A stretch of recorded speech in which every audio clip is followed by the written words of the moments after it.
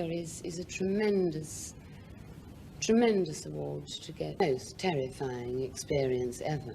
Why?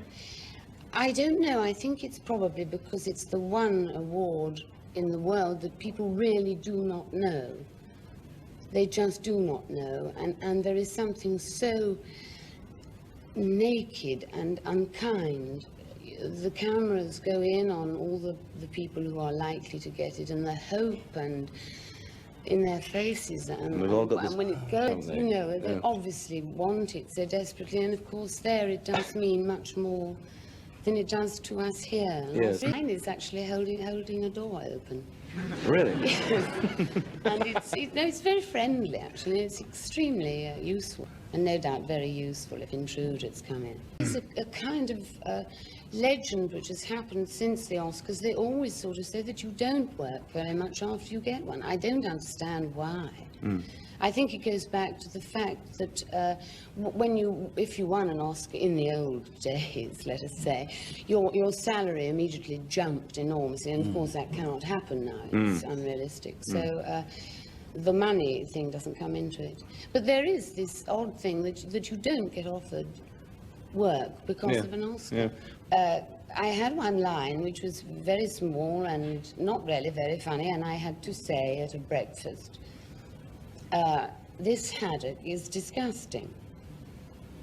And it is not funny. I mean, nobody has laughed. But the whole situation was such that when I said it, I suppose I summed up the fact that the entire weekend was horrendous. Everything was ghastly, and the haddock was just the final thing, and it summed the whole thing up in one, and the audience roared with laughter. But unfortunately, the critics mentioned it.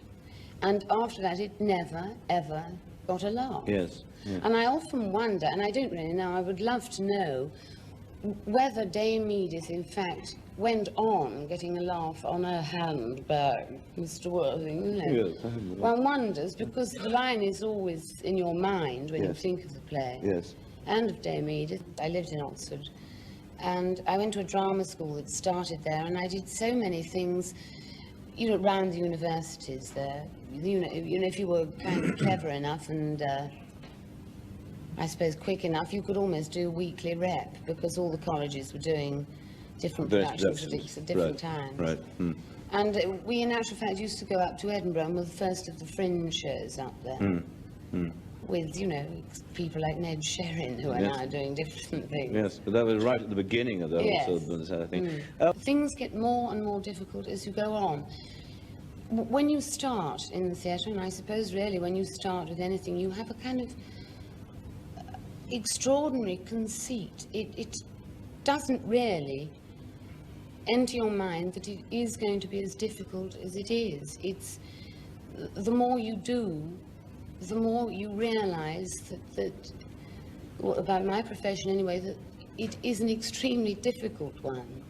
But when you start, you are blind to the problems. You just sort of wade in and have a feeling that if you know the words and don't bump into the furniture, as Noel would say, you're going to be all right. Brown, who is a marvellous actress, said that in actual fact, you know, one is not stage-struck oneself. The audience is stage-struck.